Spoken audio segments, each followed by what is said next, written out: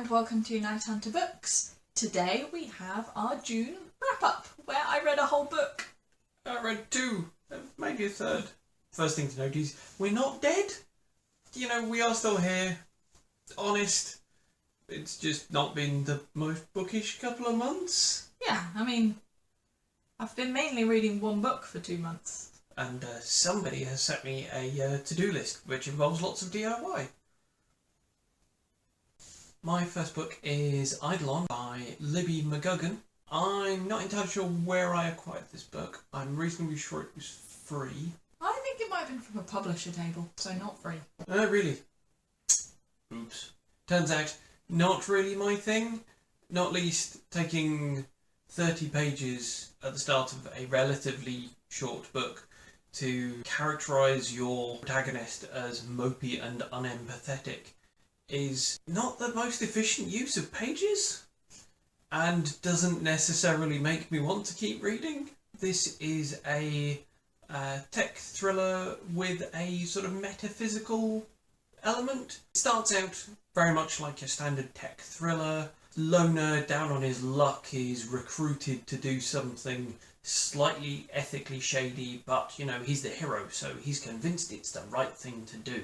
Then shit gets weird, fundamentally. To be fair, as it says on the back cover copy, everything he once understood about reality and science, about the boundary between life and death, changes forever. I think you do that with a lot of books. True, I do. You need to get better at picking books. At least to be short. At least it was short. And, you know, it's now off the tree pile. And probably on the charity pile. This one won't come as a surprise to anyone that's seen our last couple of videos, because this isn't a book I started this month, but it is a book I finished this month. If by this month you mean on the 1st of July. I'm ignoring that.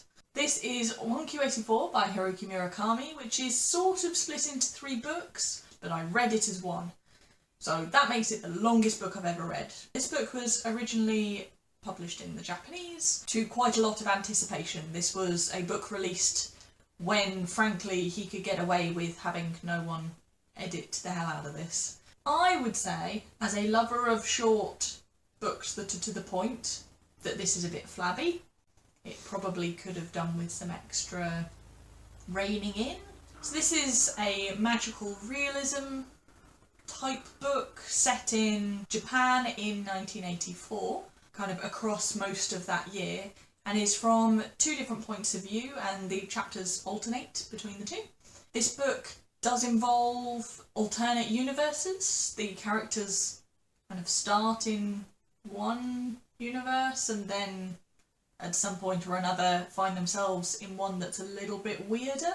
Some of that weirdness involves religious cults and strange creatures that might be gods but might not be. There are 2 moons in the sky, and there's a 17-year-old who kind of speaks in a strange way with no question marks, who's written a book that Tengo, the main male character, discovers as part of a sifting for a literary competition and blows him away, and there's some question about how much of it's real. While the main female character, Aomami, works mostly as a sports therapist, acupuncture specialist, and then occasionally also works to assassinate abusive men, but in a really quiet way with a little needle. She's a very strange character. The 2 characters are one male, one female, so actually, of Murakami's books, I'd say this one has a much stronger female voice, simply by the fact that she had about 500 pages. But it is still very typical Murakami. If you want characters that feel real, like you could know them, I'd say Murakami isn't where I go. I go to Murakami for those characters where I'm not quite sure if they sound like they could be real people, but I think that's part of his writing style. And I really enjoyed all those kind of weird elements, the mystery. There is kind of a thriller in here, but there's a lot of waiting around. But yeah, and there is quite a lot of description, which is impressive, considering that the 2 main characters live alone and spend most of their time alone. So a lot of the description is their daily routines, what they're cooking for breakfast, random excerpts from books they're reading, which is frankly more detail than I need. So it's a thriller with a Western-style conflict resolution plot mixed with an Eastern-style slice of life. Yeah, but most of those books are like 200 pages. I ultimately forgive some of the detail just because I've always got on really well with Murakami's writing style. So if you haven't read Murakami, do not start here. If you know that you really love Murakami and are intrigued by this, then go for it. I kind of rated it 3.75 stars, which is kind of in the middle of where I've rated Murakami books before.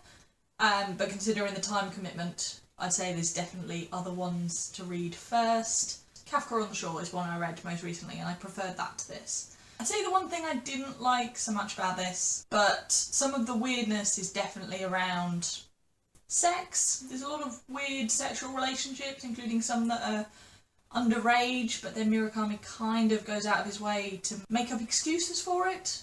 I would have just been happy had that just not really been in there, had the weirdness just been around other things. I'm pleased I read it. I probably will never reread it, and it hasn't put me off the author, so a kind of middly recommendation.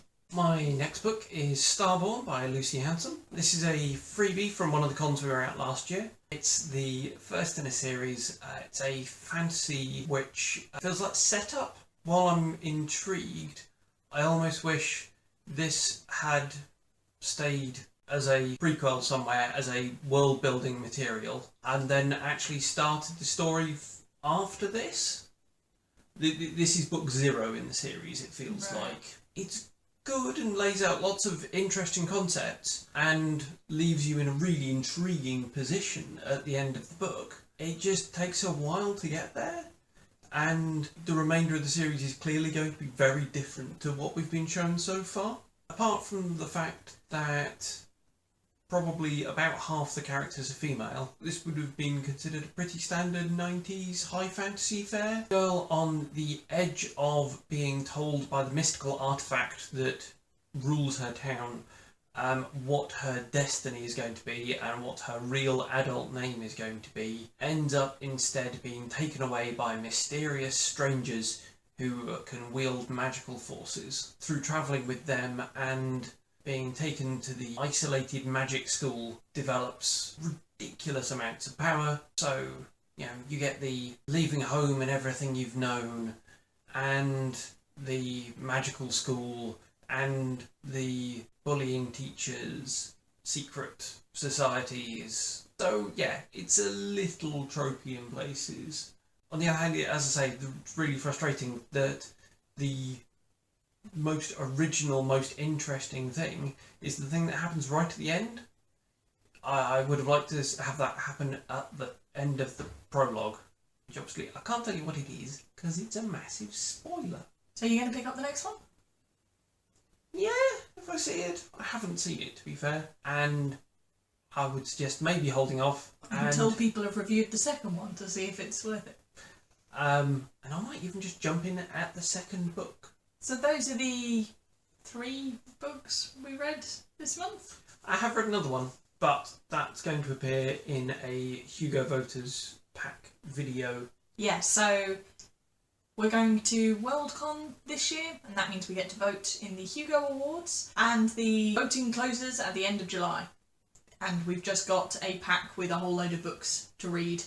Well, and novellas, a few weeks and ago. short stories, and novelettes, and graphic novels. I'm going to focus on the shortest books and then work my way up and then vote at the point where I stop, so that I know that I can at least vote in a category, having read everything. Whereas I think you've started off with the YA just because that seems quite interesting. There was a book in there I was really excited to get hold of.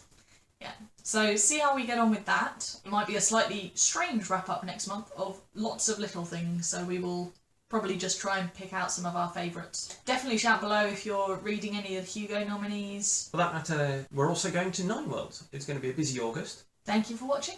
We'll see you again soon.